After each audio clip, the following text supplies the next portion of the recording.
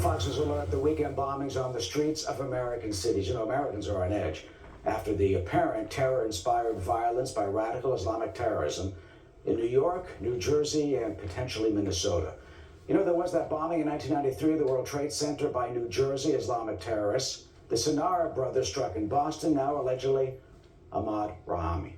We've seen this before, that wave of revolutionary bombings taking many lives on our soil. One of them, in 1975, was Frank Connor. He was 33 years old.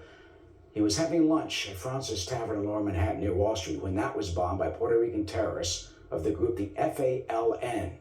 And one of those little boys down the left is with us now, his son Joe Connor, who's outspoken against terrorism. Joe, thank you for coming in. Oh, thanks for having me. Of course, our condolences and sympathies with you always. Sure, thank you. Back then we had the FALN. Terrorists that took your father's life, Weather Underground, revolutionaries, the bombing of the LaGuardia Airport, a bomb in a locker killed 11 people in 1975, thousands of bombings in the streets of New York. Do you fear that we could be back here now? We seem like we're going back in that direction. I mean, if you look at the time back then, you had a country that was pulling back from the world stage. We had lost a war, we had left a vacuum, we had shown ourselves as a weak country, and I think when you are weak, you get attacked by predators, and that's what we saw with the FALN.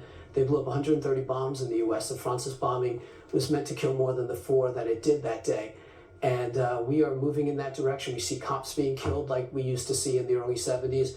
It's a terrible thing, parallel, but that's where it looks like we're headed, and we have to stop this. We're getting pissed off as a country. Yeah, it's unbelievable. In 1969, 4,330 bombings killed 43 people. In 2014, there were actually 642 bombings in our country that killed 24 people. Yeah. So when you talk about getting pissed off, what do?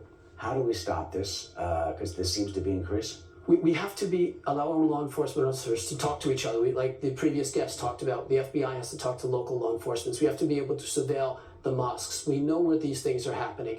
Back in the 70s, they had some of the same issues where they could suspect the terrorists, but unless they caught them doing something, they weren't able to follow up on it. Well, we're getting back into that. We need to be much more focused. We need to be direct. And I can't believe that this mayor in this city has taken down some of the great things that Giuliani was doing to stop this stuff. But what about the fact that critics say, well, there are constitutional rights, that the surveillance potentially is against the law, and this sort of thing? Well, when you suspect people, look, my mom grew up in Ireland. She knew who the IRA was in the churches. They all knew.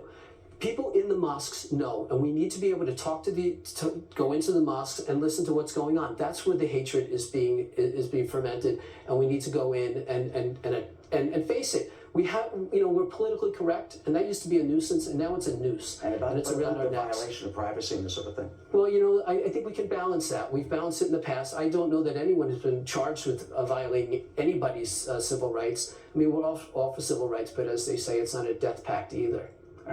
Not a death pact. Joe Connor, no. Thank you for your insight. Again, we're sorry for your loss. Thank you. Thank you for speaking out. Anytime. Of course. Jenna?